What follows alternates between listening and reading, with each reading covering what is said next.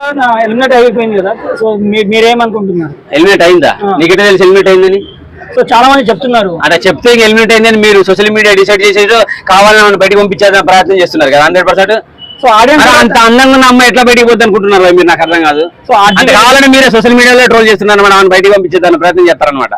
RGB reference అయితే చాలా ఉంది అమ్మాయికి. మళ్ళీ ఎట్లా బయటకు వెళ్తుంది అనుకుంటున్నారు మరి? చెప్పు, ఎట్లా బయటకు వెళ్తుంది? సో ఆమె వెళ్ళడానికి కారణం ఏంటంటే ఖచ్చితంగా ఆమె బయటకు వచ్చేస్తుంది. రీజన్ ఏంటంటే వాళ్ళ టీం చాలా స్ట్రాంగ్ గా ఉంది.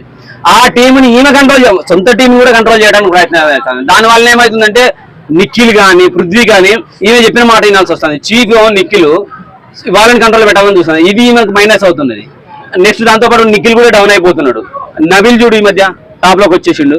సో అది ఎఫెక్ట్ పడుతున్నది ఆమెకు. ఖచ్చితంగా బయటకు వెళ్తే ఆర్జీ కాదు, వాళ్ళ అయ్యర్ రిఫరెన్స్ ఉన్నా సరే ఖచ్చితంగా సోనీ అవుటే. ఇప్పుడు సోనీ హెల్మెట్ అయినా కూడా రీఎంట్రీ ఉందని రీఎంట్రీ ఉన్నా ఆడదాకా పోదు, టాప్ 3 కో టాప్ 5 లోకి పోదు. వచ్చి మళ్ళీ 2 వారాన్ని వెళ్ళిపోతుంది. ఎందుకంటే బయట ఏం జరుగుతుంది, నేను చేసిన తప్పు ఈ కారణానికి నేను బయటకు వచ్చిందని అన్ని తెలిసేసుకొని లోపలికి వెళ్ళి వాళ్ళకి మొత్తం రిజల్ట్ అంతా చెప్పేసి వస్తారు. నువ్వు జాగ్రత్తగా చెప్పేసి వస్తుంది తప్ప ఆ కప్పు తీసుకునే ఛాన్సే లేదు. అన్ని లోపలికి వెళ్ళిన తర్వాత గేమ్ ఏదైనా చేంజ్ చేస్తుంది ఆమె, ఖచ్చితంగా చేంజ్ చేస్తుంది. ఎందుకంటే బయట అవసరమైతే వాళ్ళకి నచ్చిన వాళ్ళు ఉంటారు కదా, హే నీకు బాగా టాప్ లో ఉన్నాయని వాళ్ళని లేపుతుంది. అంటే నువ్వు రెచ్చిపో అని. ఈ లోపల బయట మన కోపం వచ్చింది, లోపల కోపం వచ్చింది, అంతా నామినేషన్ చేస్తారు, వాడిని బయటికి పంపించేది. అంటే డబుల్ గేములు కాదు, ట్రిపుల్ గేములు ఆడని నచ్చని బయటకు పంపించడానికి మనకు సపోర్ట్ చేసి బయటకు పంపించేదానికి ప్రయత్నం చేస్తారు ఖచ్చితంగా.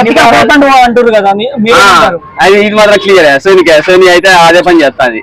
అమ్మో చిన్నది కాదు, మంచిగా ఆడుతుంది అనుకున్నా కానీ ఆమె ఆ మైనస్లు నిఖిల్కి పడుతున్నాయి, ఆమెకు పడ్డది.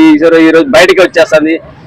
ఇందులో ఒకళ్ళు కంట్రోల్ చేద్దాం చెప్తే తొక్కేవాడు ఇంకోటి ఉంటాడు ఖచ్చితంగా. విష్ణుని అడల్ట్ కామెడీ అన్నారు కదా, తను చేసేది కూడా అలానే ప్యాంపరింగ్ చేస్తా ఉంటది. కొన్ని చేస్తా ఉంటుంది. విష్ణు కూడా పొరపాట్లు చేస్తున్నది. ఆ మాటలు కూడా వీళ్ళు మాట్లాడద్దు. నెక్స్ట్ నిఖిల్ కూడా బొట్టు పెట్టి చీర కాదు లేదు అన్నది అంట.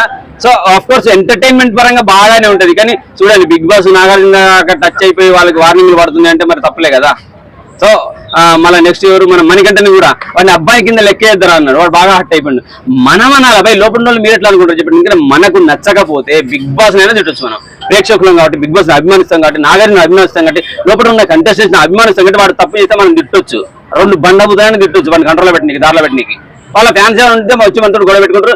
వాడికి అంత హర్ట్ అయిపోతే వాడికి మనం సారి చెప్తాం, ఫ్యాన్స్ సారి చెప్తాం. కానీ లోపల ఉన్న వాళ్ళు ఆర్టిస్టులు మన దేవుళ్ళలాగా, ఎట్లా మన హీరోల లాగా, మనం వాళ్ళలాగా ప్రిన్సెస్ లాగా మనమే వాళ్ళు ఉన్నట్టుగా ఫీల్ చేస్తాం. సో వాళ్ళు తప్పులు చేస్తే మనం తిట్టొచ్చు. కానీ వాళ్ళు గొడవ పెట్టుకుంటే ఎవరో కూడా బయటకు వచ్చేస్తాడు. మనకన్నా టాప్ 5 వెళ్తాడా?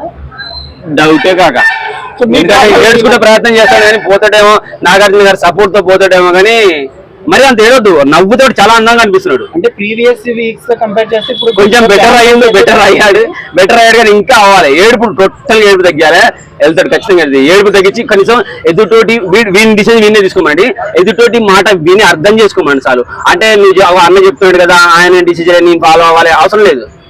మాట వినమని చాలు, జస్ట్ విని ఆలోచించుకొని డిసిజన్ తీసుకోమండి. అసలు మాట అయినాడు, లేడీ లిజన్ టు మీ అంటాడు. ఏందిరన్న ఆయన ఆడల మాట అయినా అమ్మాయిల మాట